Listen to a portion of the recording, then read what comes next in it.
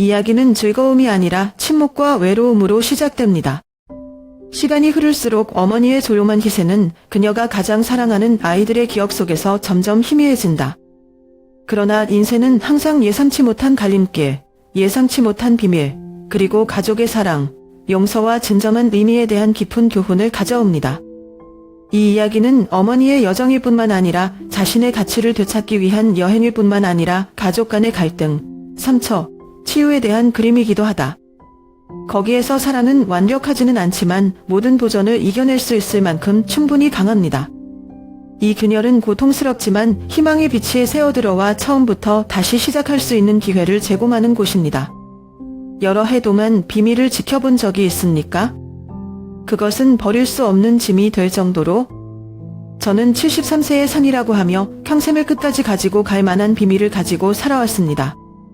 하지만 운명은 나의 모든 계획을 깨뜨렸다. 남편의 마지막 편지는 내가 결코 예상하지 못했던 일련의 사건들을 야기하면서 모든 것을 뒤집었다. 이 이야기는 저뿐만 아니라 가족의 치유와 힘에 관한 것입니다. 귀를 기울이면 가족이 결코 완벽하지 않은 이유를 이해할 수 있지만 그것이 바로 소중하게 만든다. 저는 올해 73세인 상희입니다. 젊지는 않지만 모든 것을 완전히 포기할 만큼 늙지 않았습니다. 웃음과 즐거움, 그리고 다시는 오지 않을 순간들로 가득했던 서울 근교의 작은 집에서 살았다. 남편은 5년 전에 세상을 떠났고 나 혼자 추억으로 친구를 선출했다. 아이들은 모두 다 자랐고 각자 먼 도시에서 삶을 살고 있다. 그래서 집은 이제 나 혼자 남았고 하루하루 계속된 고요함만 남았다. 매일 아침 일찍 일어나는 것은 급하게 해야 하기 때문이 아니라 깊이 잠들지 않은 밤들이 날이 완전히 밝지 않았을 때 깨어나기 때문이다. 나는 빈마당으로 나와 새벽 공기를 마시며 남편이 떠나기 전에 마지막으로 남긴 선물인 정원의 채소밭을 바라보았다. 브로콜리, 대파, 토마토 몇 덩이가 있는 이 작은 정원은 외로운 날들의 가장 큰 위로가 됩니다. 저는 나무를 한 그루 한 그루의 풀을 뜯고 한 다물의 물을 조심스럽게 뿌리곤 했습니다. 마치 제 삶을 돌보는 것처럼요. 그 후 저는 작은 부엌으로 돌아다 떡을 만들었습니다. 10년 동안 저와 함께 해온 일이었죠. 케이크 조각은 더 이상 부드럽지 않지만 여전히 사랑과 인내로 가득 찬 손으로 만들어졌습니다. 나는 케이크를 만들 때마다 남편이 차를 끓이고 앉아서 이런저런 이야기를 나누곤 했던 것을 기억한다. 이제 그 질문들은 기억 속에서만 메아리 친다. 매일 아침 시장에 빵을 팔러 가는 것은 내가 가질 수 있는 작은 기쁨 중 하나이다. 그곳에서 나는 같은 상황에 처한 여성들을 만나 자녀와 자녀, 지난 몇 달 동안 대한 이야기를 함께 나눴다. 하지만 그 대화들조차도 내가 조용한 집으로 돌아갈 때마다 공허함을 떨쳐버릴 수 없었다. 연약한 햇빛이 서서히 내려가는 오후가 가장 외로운 때다. 나는 종종 창가에 앉아 마을로 통하는 작은 길을 내다보곤 했다. 가끔 저는 남편이 멀리서 자전거를 타고 돌아오는 모습을 상상하거나 아이들이 어렸을 때 웃는 소리를 듣습니다. 그러나 현실은 나를 다시 끌고 왔다. 집마당은 여전히 조용하고 바람소리만 오래된 나무 사이로 흘러갔다. 바람을 휩쓸려간 마른 잎사귀와 같은 아름다운 추억은 그리움과 아쉬움이 동시에 남는다. 저녁이 되자 집은 추워졌다. 나는 종종 오래된 영화를 앉아서 보는데 그것은 단지 재미를 위해서가 아니라 단지 빈 공간을 채우는 소리를 찾기 위해서이다. 때때로 나는 캐비닛을 열고 남편이 남긴 물건을 들여다봅니다. 그가 입었던 코트, 그가 정원에 갈 때 자주 착용하는 오래된 모자. 나는 감히 빨거나 치울 수 없는데 그렇게 하면 그에 대한 기억이 시들해질까 봐 두렵기 때문이다. 긴 밤, 나는 광활한 침대에 누워 눈을 감았지만 잠이 오지 않았다. 나는 시간이 여전히 흐르고 있다는 것을 일깨워줄 듯이 뚝딱거리는 시계 소리에 귀를 기울였고 나는 영원히 내 자신의 외로움에 갇혀 있었다. 그럼에도 불구하고 나는 마음속 깊이 현재 삶에서 어떤 의미를 찾으려고 노력합니다. 나는 혼자라도 여전히 해야 할 일이 있고 만나야 할 사람들이 있다고 스스로에게 말했다. 언젠가 제 아이들이 돌아와서 이 집을 웃음으로 가득 채웠으면 좋겠어요.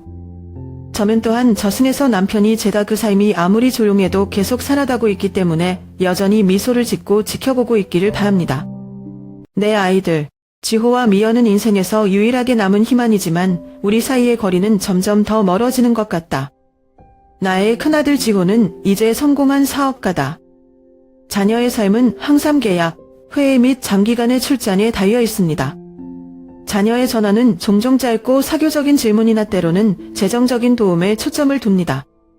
나는 내 아이가 바쁘고 가족이 따로 있고 공유할 수 없는 부담과 책임이 있다는 것을 이해한다. 하지만 마음속 깊이 다른 이유 없이 제 안부를 묻는 전화를 받기를 바랍니다. 막내딸 미연이가 더 많이 찾아오는 것 같아요. 아이들은 때때로 아이들을 데리고 놀며 아이들의 웃음을 가지고 집의 우울한 분위기를 없애준다. 하지만 그 방문은 보통 오래가지 않는다. 아이는 일이 바쁘고 자신의 삶이 바쁘고 대부분의 방문은 아이가 일이 있을 때 나에게 아이들을 돌봐달라고 부탁하기 위한 것이다. 손주들을 사랑하면서도 문이 닫힐 때마다 미연과 손주들의 발자국 소리가 길끝에서 조금씩 잦아질 때마다 집이 낯익은 허전함으로 돌아온다는 것을 부인할 수 없다. 저는 제 아이들을 탓하지 않습니다. 왜냐하면 저는 현대 생활이 너무 바쁘다는 것을 알고 있기 때문입니다. 그리고 아이들은 자신의 스트레스와 걱정거리를 가지고 있습니다.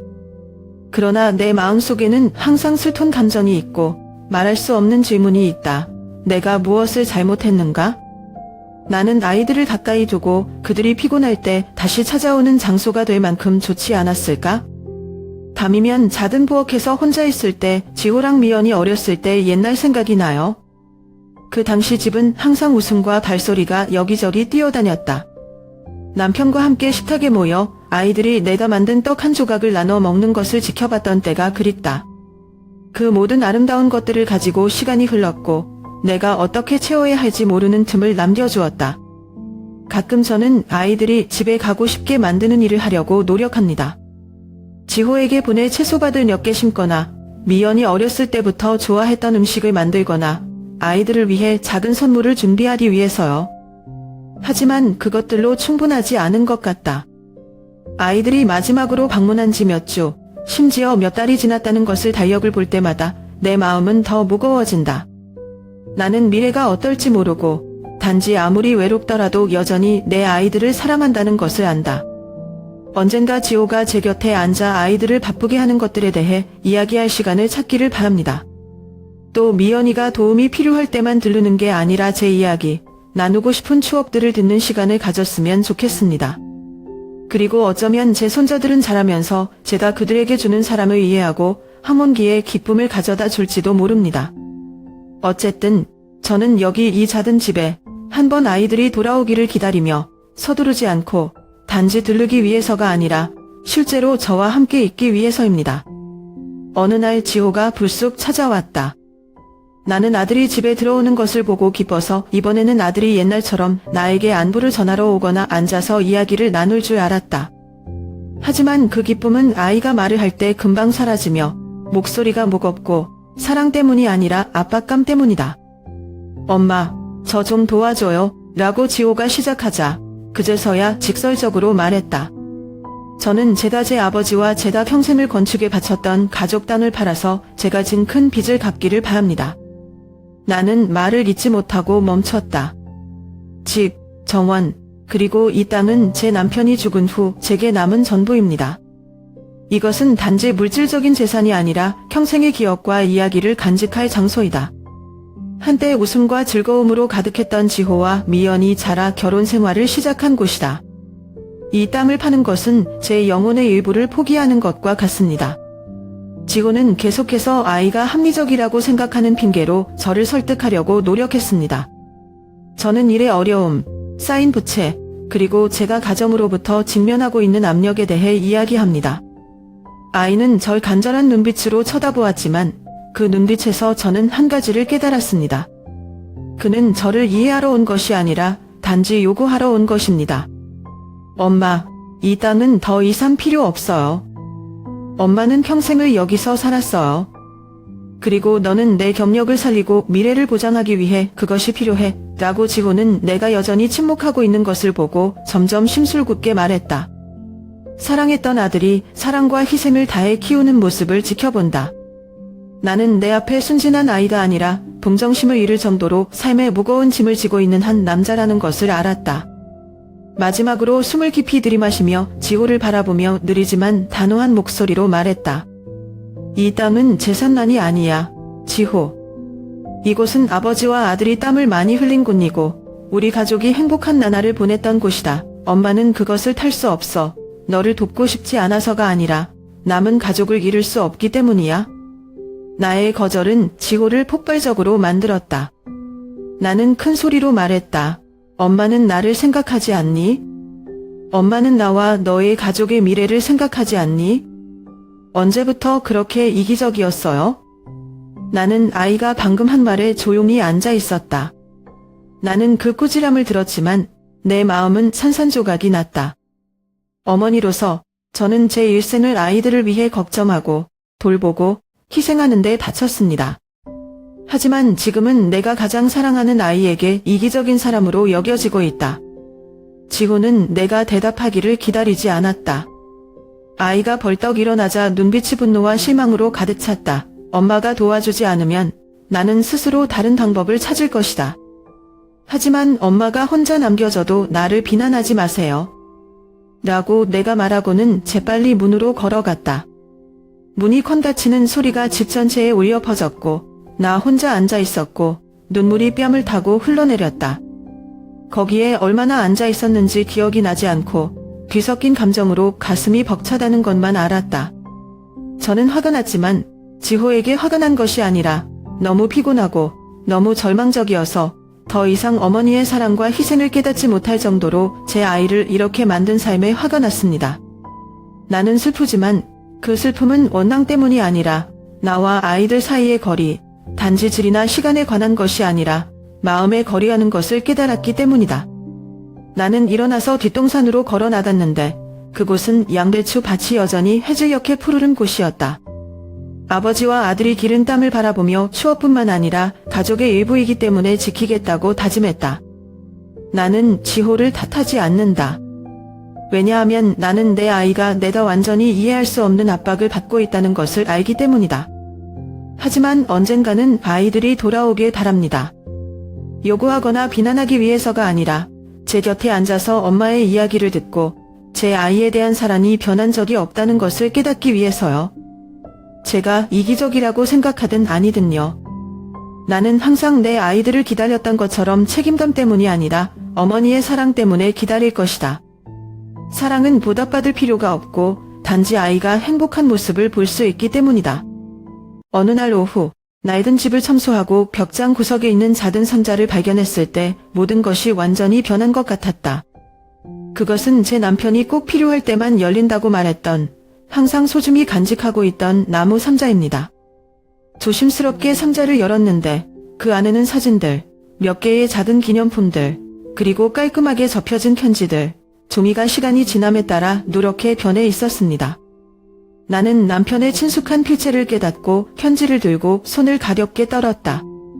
나는 열었고 호기심과 걱정으로 가득 차 있었다. 편지를 바로잡는 글로 쓴 것은 그가 살아있을 때 한 번도 말하지 않은 그의 고백이다. 상희에게. 내가 이 편지를 읽었을 때 아마도 당신은 더 이상 내 옆에 없을 것이다. 나는 이 편지를 비난하거나 판단하기 위해 쓰는 것이 아니라 단지 내가 오랫동안 진실을 알고 있었다는 것을 이해하기를 바란다. 지호가 제 친아들이 아닌 거 알아요? 저는 우리가 처음 결혼했을 때부터 알고 있었어요. 내가 말하지 않아도 너의 눈빛, 너의 마음의 걱정, 모두 나에게 진실을 말했다. 나는 당신이 나에게 오기 전에 깊은 사랑이 있었다는 것을 이해합니다. 그리고 지호는 그 사랑의 결과입니다. 너는 정말 고통스러웠어. 나도 알아. 나는 이 결혼에 들어가기 위해 많은 희생을 했고 나는 당신을 사랑한 것에 대해 후회한 적이 없다. 나는 당신을 사랑하고 지호도 내 친자식처럼 사랑한다. 왜냐하면 당신은 나의 일부이고 내 마음을 다하는 여자에 피하는 것을 알기 때문이다. 나는 당신을 비난하지 않고 그리고 결코 당신을 비난하지 않을 것입니다. 오히려 당신이 나와 함께 있어줘서 고마울 뿐이고 나와 함께 항상 자랑스러운 가족을 만들어줘서. 지호씨, 저한테는 항상 우리 아들이잖아요. 내 아들은 내 인생을 이어주는 사람이고 내가 처음 아이를 품에 안은 날부터 사랑했던 사람이다. 하지만 선이야, 언젠가 이 사실이 밝혀지면 내 자신을 탓하지 않았으면 좋겠어. 나는 사랑을 위해, 가족을 위해 모든 것을 했고 그것은 나를 더 사랑하게 만들었다. 그저 내가 한 일에 자부심을 갖고 자신을 용서해 주길 바랄 뿐이야. 나는 조용히 앉아 편지를 든 손이 조용히 떨리고 눈물이 멈추지 않았다. 남편의 글은 가슴을 관통하는 칼날처럼 아프고 위안이 넘친다. 알고 보니 그는 처음부터 끝까지 모든 것을 알고 있었지만 여전히 침묵을 택했고 여전히 우리가 있는 그대로 나와 지호를 사랑하기로 선택했습니다. 나는 전 애인과 내가 함께 미래를 꿈꿨던 결혼 전 시간을 회상한다. 하지만 가정 형편 때문에 헤어져야 했고 얼마 지나지 않아 임신했다는 사실을 알게 되었습니다. 착하고 관대한 제 남편을 만났을 때 저는 이 비밀을 숨기고 처음부터 다시 시작할 수 있기를 바랍니다. 나는 그가 모든 것을 꿰뚫어 보았다고 생각하지 않았지만 여전히 팔을 벌리고 나와 아이들을 받아들였다. 그 관용, 그 희생은 이제 나를 그 어느 때보다 사랑스럽고 고통스럽게 느끼게 한다. 해가 저물어가는 창밖을 바라보며 지호를 생각하면 마음이 무거워진다. 평생을 사랑하며 보냈지만 시간이 지나면서 점점 멀어지는 아들이기도 하다. 지호가 이 사실을 알았다면 아이가 용서했을까? 내가 하는 모든 일이 사랑에서 비롯되고 인생의 상처로부터 자녀를 보호하려는 열망에서 비롯된다는 것을 이해합니까? 나는 영원히 숨길 수 없다는 것을 안다. 남편의 마지막 말인 이 편지는 사실일 뿐만 아니라 과거와 자신을 마주하게 하는 것을 일깨워준다. 용서를 구하는 것이 아니라 다른 사람에서 태어났음에도 불구하고 나에 대한 나의 사람은 결코 변하지 않았다는 것을 지호와 이야기할 필요가 있다. 그리고 더 중요한 것은 내가 항상 존경하는 멋진 남자인 아버지와 아들이 망설임이나 원망 없이 내 자식처럼 자식을 사랑했다는 것을 이해해주길 바란다. 이것은 나의 진실일 뿐만 아니라 우리 가족의 진실이기도 하다. 지호가 어떤 반응을 보일지는 모르겠지만 사랑과 포용력이 있다면 모든 것이 용서되고 치유될 수 있다고 믿는다. 저는 우리 가족이 오랜 세월과 눈에 보이지 않는 거리에 의해 분한당했던 연결고리를 되찾기를 바랄 뿐입니다. 나는 편지를 탁자 위에 내려놓았고 마음은 수백 개의 흰개미로 어지러웠다. 사랑하고 존경하는데 평생을 바친 남편에 대한 기억이 홍수처럼 밀려왔다. 그는 남편일 뿐만 아니라 훌륭한 아버지이기도 하다. 아버지는 아들이 자신의 피가 아니라는 것을 알면서도 주저없이 지호를 사랑했다. 하지만 지금 저는 현실을 직시해야 합니다. 제가 항상 사랑했던 아들 지호는 점점 더 저에게서 멀어지고 있습니다. 아이는 더 이상 집안을 뛰어다니며 자신의 꿈에 대해 이야기해주는 순진한 소년이 아닙니다. 나는 성숙하고 강하지만 압박감 있고 피곤한 남자가 되었다. 그리고 이제 아이와 저 사이에는 거대한 비밀이 있습니다. 제가 수년 동안 숨겨왔던 진실입니다. 나는 지호가 만약 아버지와 아들이 평생 동안 아이를 키워온 사람이 아니라는 것을 안다면 여전히 나를 예전처럼 볼 수 있을까? 내가 가장 신뢰하는 어머니에게 배신감과 속은 기분이 드나요? 아니면 더 나쁜 것은 당신이 의견 차이와 비난 때문에 이 지붕을 떠났던 것처럼 영원히 나를 떠날 것인가? 저는 그날 밤을 잠을 자지 않고 뒤척이면서 보냈습니다. 저는 지호와 함께한 모든 순간들을 생각했습니다. 아이가 태어나자마자 처음으로 저를 쳐다보았던 그 순수한 눈동자, 아이가 자랄 때까지 활짝 웃으며 칭찬의 종이를 집으로 가져왔죠. 그 모든 기억은 사랑으로 가득 차 있었지만 지금은 그 어느 때보다 나를 고통스럽게 만든다. 나는 이 비밀을 영원히 숨기고 말할 수 없는 것들의 일부로 가지고 가려고 했지만 운명에 다른 계획이 있는 것 같다. 어느 날 아침 식사 준비를 하고 있을 때 지호는 내가 낡은 집을 청소하는 것을 돕기 위해 집에 왔다. 아이는 죄다 남편의 편지가 담긴 상자를 보관하는 창고로 들어갔다. 아이가 안방에서 부르는 소리를 들을 때까지 나는 주의를 기울이지 않았다. 엄마, 이거 뭐야? 나는 재빨리 들어가 지호가 손에 편지를 들고 있는 것을 보고 가슴이 뛰었고 눈빛이 의심스러웠다. 나는 즉시 무슨 일이 일어나고 있는지 깨달았지만 내가 무슨 말을 하기도 전에 아이가 편지를 열어 읽었다. 저는 그냥 거기 서서 제 아들을 힘없이 바라보고 있었어요. 편지의 한 줄 한 줄 한 줄, 한 줄의 칼날 같은 글은 내가 10년도만 지키려고 애썼던 그 연약한 평온함을 가르쳤다. 지호가 편지를 접었을 때 그는 나에게로 돌았고 얼굴은 분노로 붉어졌다. 그러면 이게 엄마가 평생 나한테 숨긴 비밀이구나? 엄마는 내가 이것에 대해 알 권리가 있다고 생각해 본 적이 없어? 내 목소리는 실망과 비난이 섞인 무이였다. 나는 침착하려고 애썼지만 대답할 때 목소리가 떨렸다. 지호야, 나는 내가 상처받는 것을 원하지 않아. 나는 단지 너를 보호하기 위해 모든 것을 했다. 내가 다르다고 느끼지 않도록. 당신의 아버지는 당신을 친자식처럼 사랑했고 나는 그것이 당신을 행복하게 하기에 충분하다고 생각합니다. 하지만 지호는 내 설명을 듣지 않았다. 나는 다다다서 쓴소리로 가득 찼다. 엄마는 내가 진실을 알 자격이 없다고 생각해? 거짓말로 평생을 살아도 행복할 것 같아요? 엄마는 이 사실이 나에게 얼마나 중요한지 이해하지 못하나요? 내가 더 이상 말하기 전에 아이가 떠났다. 문이 쾅 닫히고 소리가 텅 빈 집안에서 울려 퍼졌다. 나는 거기에 서서 마음을 졸이며 말을 할 수 없었다. 시간 때문에 주름이 진 볼을 타고 흘러내린 눈물이 조용히 흘렀다. 나는 의자에 앉았고 무거운 느낌이 내 영혼을 감쌌다. 나는 지호를 비난하지 않는다. 왜냐하면 나는 그 사실이 아이에게 큰 타격을 주는 것이라는 것을 알기 때문이다. 그러나 나는 내 아이의 믿음을 배신한 것처럼 분노와 실망으로 가득 찬 눈빛을 보면 마음이 아프지 않을 수 없다. 지난 몇 년도만 저는 이 비밀을 지키는 것이 모두에게 최선이라고 스스로를 확신시켜 왔습니다. 내가 아이들을 사랑하는 한, 우리 가족이 완전한 한, 진실을 말할 필요가 없다고 생각한다.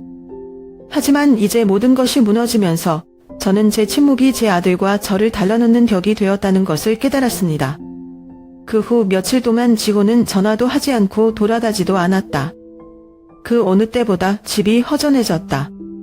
저는 식탁에 혼자 앉아 제 빈 의자를 보며 어렸을 때 제가 집으로 달려가 엄마 라고 부르던 시절을 환한 미소로 기억했습니다.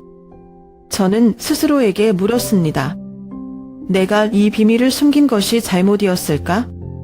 아니면 더 일찍 말하고 아이와 함께 진실을 직시할 용기가 없었던 내가 잘못한 것일까요? 모르겠어요. 마음속으로는 지호에 대한 사랑이 변한 적이 없다는 것만 알아요. 아이가 화를 내도, 아이가 나무라도, 내가 하는 모든 일이 옳든 그르든 아이에 대한 사랑과 걱정에서 비롯된다는 것을 알아주기를 항상 바란다. 운명은 나에게 이 사실을 직시하게 했고 이제 나는 그저 기다릴 뿐이다. 언젠가 지호가 돌아오기를 기다렸다가 우리가 다시 앉을 수 있게, 제가 설명할 수 있게, 그리고 아이들이 용서를 찾을 수 있도록 말이죠. 하지만 특히 우리 사이의 침묵이 점점 더 길고 깊어질 때 기다림이 쉬운 일이 아니라는 것을 알고 있습니다. 지호가 진실을 알고 떠난 지 얼마 되지 않아 막내딸 미연도 이야기를 발견했다. 어떻게 아는지 모르겠어요. 지호 씨 자신에게서 온 것인지도 모르지만 미연이 저를 보러 왔을 때 아이의 눈빛은 실망과 상처로 가득 차 있었어요. 엄마, 설명 좀 해주세요. 라고 미연은 평소 선량한 모습과는 달리 엄숙한 목소리로 말했다. 아이는 내 맞은편에 앉았고 책상 위에 놓인 손은 부드럽게 조였다. 나는 주저하며 지하 파도가 터지기를 기다리고 있음을 느꼈다. 무슨 일이야? 이야? 나는 마음속으로 어렴풋이 짐작했지만 물었다. 아버지 편지에 대해 알아요. 라고 미연은 조금도 빙빙 돌리지 않고 솔직하게 말했다. 지호가 아버지의 친자식이 아니라는 것을 알아요. 그래, 엄마는 우리에게 오랫동안 숨겼어. 나는 조용했다. 그 말을 듣고 가슴이 아팠지만 나는 침착하려고 노력했다. 미연아, 엄마가 그럴 이유가 있어. 엄마는 그냥 지호와 이 가족 모두를 보호하려고 한다. 나는 너희들이 과거에 있었던 일로 상처받는 것을 원하지 않아. 근데 미연이는 제가 다 말하게 놔두지 않아요.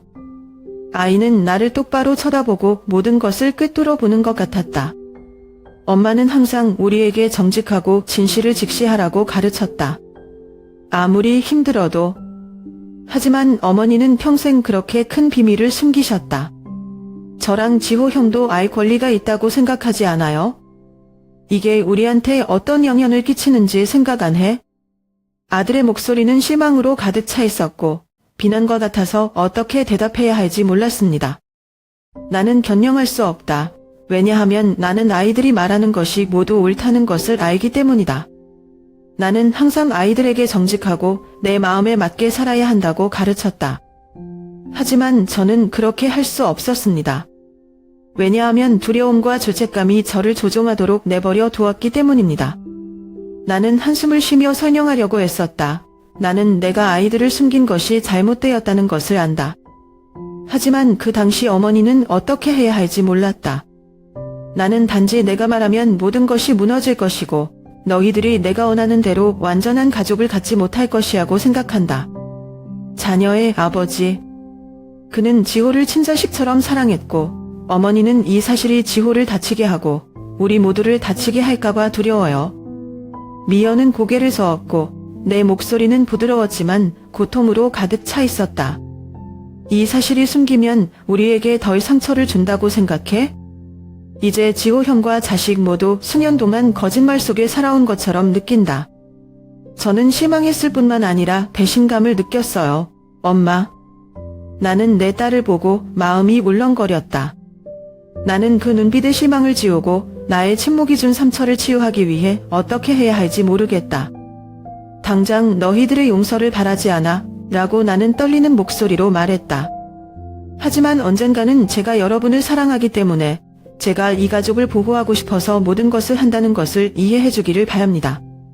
미연은 일어서서 한참 전에 나를 보고 내가 이해할 수 있을지 용서할 수 있을지 모르겠어.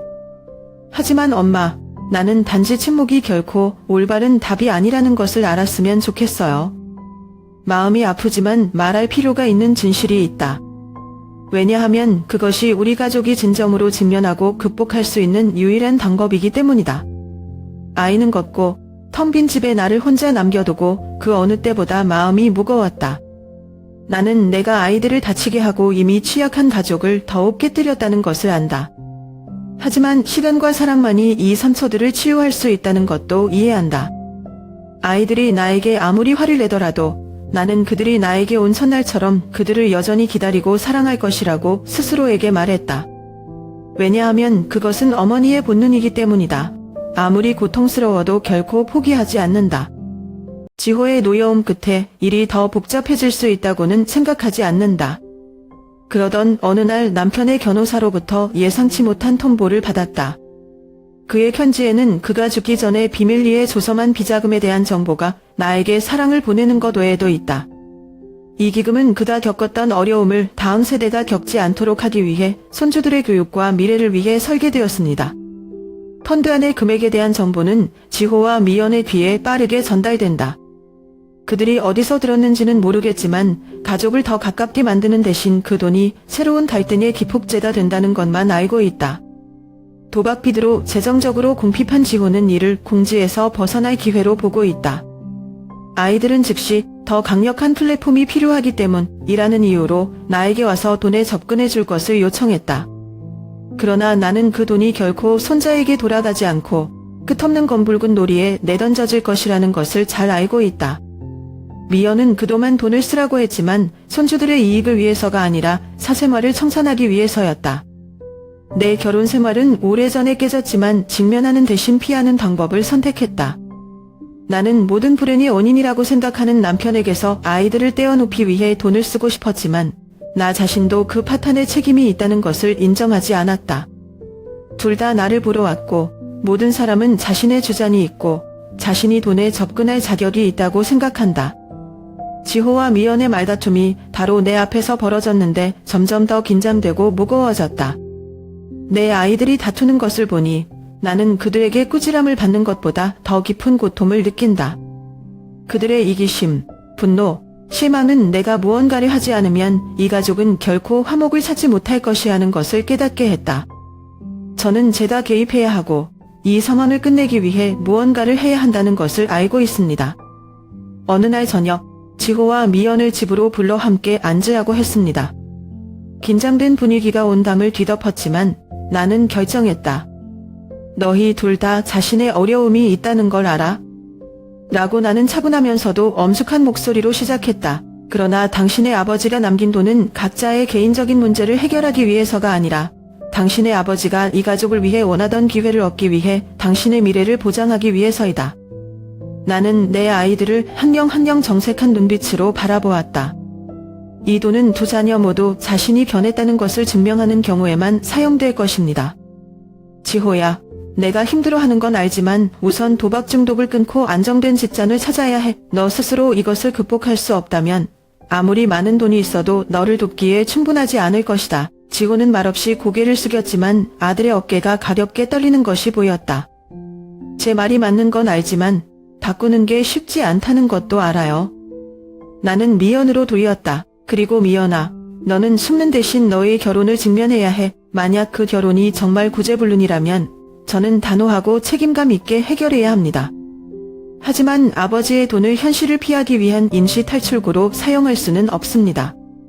당신은 자신이 정말로 원하는 것을 명확히 하고 결과에 직면할 준비가 되어 있어야 합니다.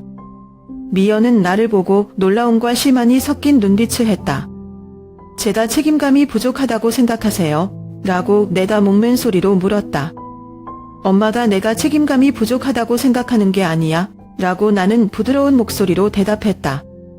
엄마는 돈이 모든 문제에 대한 해결책이 아니라는 것을 이해해주길 바랄 뿐이다.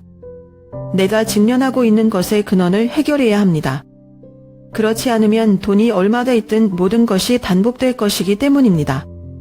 두 사람은 침묵했고 더 이상 아무 말도 하지 않았다. 내 말이 듣기 쉽지 않다는 건 알지만 내가 한계를 점하지 않으면 지호와 미연이 둘 다 계속 잘못된 길로 갈 것이라는 것도 알고 있다. 나는 한숨을 쉬며 내가 인생에서 가장 사랑하는 두 아이를 바라보았다. 아버지들은 이 기금을 만들기 위해 많은 희생을 했다. 그는 당신의 미래에 대해 생각할 뿐만 아니라 당신이 따를 수 있는 좋은 본보기가 될 수 있기를 바랍니다. 생각해봐. 그리고 내 아이들의 눈에 누가 되고 싶은지 결정해봐. 제 말이 어떤 변화를 줄 수 있을지 모르겠지만 어떻게든 지호와 미연의 마음에 와 닿았으면 좋겠어요. 저는 결국 이 가족이 남편의 돈 때문이 아니라 우리가 서로에 대한 사랑과 이해 덕분에 화목을 되찾을 수 있기를 바랄 뿐입니다. 1년 후 지호는 돌아왔지만 예전처럼 성급하고 원망스러운 남자는 아니었다. 아이가 문을 통과하는 날 아들이 많이 달라진 것을 보고 언뜻 놀랐다. 아이의 모습은 더 차분하고 눈빛은 더 이상 긴장감과 분노가 아니라 나 자신으로 돌아가기 위해 긴 시련을 겪은 것처럼 사색적이다. 지호가 들어와서 제 앞에 서서 아무 말도 안 하고 고개를 깊이 숙였어요. 나는 그 행동에 진심을 느꼈고 내 마음은 갑자기 안도감과 동시에 감동으로 가득 찼다. 엄마, 죄송해요. 라고 내다 목맨 소리로 말했다. 저는 어머니를 속상하게 했고 10년 동안 어머니를 이해하지 못했습니다. 하지만 이제 저는 제가 무엇을 하든 평생 저를 사랑하고 키워주신 분이 바로 어머니라는 것을 깨달았습니다. 나는 아무 말도 하지 않고 그냥 거기 서서 아이를 보고 있는데 눈물을 참을 수 없어서 흐렸다. 지호가 이렇게 속마음을 털어놓는 건 난생 처음 봤어요. 엄마, 친아버지를 다시 만났어요. 라고 나는 목소리를 낮추며 계속 말했다. 하지만 저는 당신과 아무런 연결도 느끼지 못해요. 그는 나쁜 사람은 아니지만 아이들에게 낯선 사람이었다. 그리고 나는 가족이 단지 혈육이 아니라 항상 내 곁에 있고 나를 사랑하고 무슨 일이 일어나도 나를 떠나지 않는 사람들이라는 것을 깨달았다. 그 사람 엄마야? 나는 내 아들을 안기 위해 걸어갔고 내 아들의 진짜 후회와 변화를 느꼈다. 돌아오면 충분해, 지호. 엄마는 내가 잘 살고 행복해하는 것을 보는 것 외에는 아무것도 필요 없어. 나는 눈물이 뺨을 타고 흘러내렸지만 마치 꺼지는 것처럼 보였던 며칠 후에 다시 피워진 기쁨과 희망의 눈물이라고 말했다. 지호는 아이가 떠난 후 힘든 시간을 보냈다고 나에게 말했다. 재정적 압박뿐만 아니라 가장 사랑하는 사람들을 밀어냈다는 것을 깨닫는 것은 외로움이다. 마음의 공백을 메울 수 있다고 생각했던 친아버지와의 만남은 더 중요한 사실을 깨닫게 한다. 그는 자식을 키운 아버지를 대신할 수 없다. 그리고 나와 함께 있어준 엄마는 내가 엄마를 다치게 해도 나를 사랑해주는 사람이 나야 고마운 사람이야. 지호뿐만 아니라 미연이도 많이 변했어요. 이혼 후 저는 제 발로 일어나기 시작했습니다. 저는 새로운 직업을 찾고 자립하는 법을 배우고 더 이상 예전처럼 삶의 문제들을 피하지 않습니다. 하지만 나를 가장 행복하게 하는 것은 아이들이 적극적으로 아이들을 데리고 나를 더 자주 방문했다는 것이다. 어느 날 평화로운 저녁, 온 가족이 식탁에 옹기종기 모여 있을 때 미연은 눈을 붉히며 내 손을 잡았다. 엄마, 가장 어려울 때 저희를 버리지 않으셔서 감사합니다. 엄마가 없었으면 나랑 지호 형은 못 남겼을 것 같아. 아이의 많은 나로 하여금 감정을 억누를 수 없게 했다. 나는 아이들을 보며 눈물이 핑 돌았지만 이번에는 고통이나 실망 때문이 아니라 말로 표현할 수 없는 행복 때문이다. 모든 것이 무너질 것처럼 보였던 시절이 생각난다. 논쟁, 비난, 거리가 점점 멀어지고 있다. 나는 이 가족이 결코 화목함을 되찾지 못할 것이라고 영원히 아이들을 잃었다고 생각했다. 하지만 이제 어린 시절처럼 웃고 떠드는 지호와 미연을 보며 어느 때보다 마음이 놓인다. 한때 침묵과 외로움만 남았던 나의 작은 집은 이제 자녀들과 손자들의 웃음소리로 가득 찼다. 조카들이 마당을 뛰어다니며 학교 이야기를 주럼주럼 들려주니 옛 지호와 미연의 모습이 다시금 눈에 띈다. 아이들과 손자들이 함께 모이는 것을 볼 때마다 이 가족을 위해 얼마나 사랑하고 희생했는지 남편이 생각난다. 나는 그가 어떤 곳에서 그가 기른 가족이 여전히 온전하기 때문에 만족하고 미소를 짓고 있다고 믿는다. 이제 나는 오래된 상처에 대해 더 이상 걱정하지 않는다. 우리는 남편이 남긴 돈이 아니라 사랑과 용서를 통해 모든 것을 극복했다. 저는 가족의 사랑이 항상 완벽하지는 않다는 것을 배웠습니다. 하지만 우리 다 기꺼이 인정하고 용서한다면 실수, 갈등, 상처는 우리를 하나로 묶어주는 접착제입니다. 나는 내 인생에 얼마나 많은 시간이 남았는지 모르지만 내 인생의 마지막 날들이 즐거움으로 가득 찰 것이라는 것을 안다. 매일 아침 일어나면 정원에서 할머니 라고 부르는 소리가 들립니다. 아이들이 서로 묻는 소리가 들립니다. 그리고 저는 이 가족이 제 자신을 되찾았다는 것을 압니다. 그것은 내가 받을 수 있는 가장 큰 선물이었고 나는 그것을 볼 수 있어서 정말 행운이라고 느꼈다. 재산이 얼마 남지 않았음에도 불구하고 나는 그 어느 때보다 부유하다고 느꼈다. 지호와 미연의 견화, 손주들의 만년에 존재했던 모든 것이 제게는 없었던 만족감을 주었습니다. 돌아온 지호는 동네에서 떡을 파는 작은 가게를 차리는 것을 도와주었다. 그것이 제가 몇 년 동안 해온 일이지만 이번에는 다른 의미를 가지고 있습니다. 가게는 내가 먹고 살 뿐만 아니라 주변 사람들과도 연결되는 곳이기도 하다. 한 조각 한 조각의 빵은 세밀함과 사랑뿐만 아니라 제가 동네 사람들과 나눈 이야기와 추억을 담고 있습니다. 지호는 종종 저를 도와주러 들렀고 저는 가게가 점점 더 붐비는 것을 보고 아이의 눈에 뿌듯함을 느낍니다. 미연과 조카들도 자주 방문한다. 그들이 올 때마다 나의 작은 집은 웃음소리로 북적거렸다. 아이들은 마당을 뛰어다니며 학교 이야기를 하고 미연은 작은 선물을 가지고 다니거나 아니면 그냥 부엌에 앉아서 생활에 대해 이야기를 합니다. 가족마다 상처가 있지만 서로에 대한 우리의 존재와 사랑이 이 집에 새로운 활력을 준다는 것을 깨달았습니다. 어느 늦은 오후 남편의 유품을 보관하던 낡은 장롱 모서리를 청소하던 중 갑자기 남편이 남긴 편지를 발견했다. 그 편지는 오래전에 보이지 않았던 익숙한 글씨체로 낡은 봉투 속에 들어있었다. 나는 편지를 열었고 모든 단어가 눈앞에 떠올랐다. 별표 상희에게.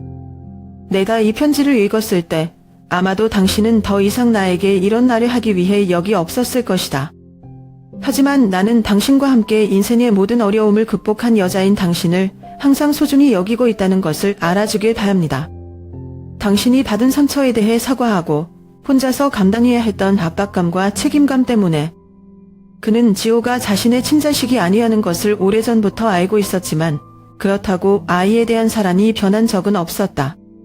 그에게 지호는 혈연 때문이 아니라 사랑과 그가 하루하루 자라는 것을 보아온 것 때문에 항상 우리의 아들이었다. 나는 당신이 이 가족을 함께 지키기 위해 많은 희생을 했다는 것을 안다. 우리가 갈등을 피할 수 없을 때도 있지만 내가 올바른 동반자를 선택했다는 것을 알고 행복을 느낄 수 있게 해준 것은 당신의 간인함과 간인함입니다. 상혜 씨, 저뿐만 아니라 온 가족을 위해 해주신 모든 일에 감사드립니다. 당신이 한 가지 소원이 있다면 남은 날들을 부담 없이 행복하게 살 수 있고 걱정 없이 살 수 있다는 것입니다. 넌 그럴 자격이 있어. 세상 누구보다. 별표. 편지를 손에 들고 눈물이 볼을 타고 흘러내렸지만 이번에는 슬픔 때문이 아니라 그 어느 때보다 마음이 가벼워졌기 때문이다. 남편의 말은 내가 수년 동안 견뎌온 모든 상처를 치유하는 것과 같다. 나는 가족이 결코 완벽하지 않다는 것을 깨달았다. 상처, 분열, 깨질 것 같은 순간들은 우리가 지나온 여정의 일부였습니다. 하지만 바로 그런 것들이 저를 용서하고 사랑하고 더 의미 있는 삶을 살 수 있는 힘을 찾는데 도움을 주었습니다. 저는 편지를 나무 상자에 넣어 방의 가장 높은 선단 위에 놓았습니다. 사랑과 희생이 가장 어려운 상황에서도 항상 존재해왔다는 것을 상기시켜주기 위해서였죠. 내 인생의 마지막 날들은 더 이상 외롭고 공허한 나날의 연속이 아니다. 제게는 지호, 미연, 손주들, 그리고 가장 중요한 것은 제가 항상 사랑하는 가족이 있다는 것입니다. 매일 아침 떡볶이 가게를 열면 단골 손님들의 눈빛과 아이들이 내 옆에 서 있을 때 짓는 미소와 아이들이 방문했을 때 짓는 포음에서 기쁨을 느낀다. 세상의 시간이 얼마나 남았는지 모르지만 하루하루를 완전하고 의미 있게 살 것이라는 것을 알고 있다. 결국 재산이나 명성이 아니라 가족 간의 사랑과 애착이 내가 세상에서 가장 부유한 사람이라고 느끼게 한다는 것을 이해했기 때문이다.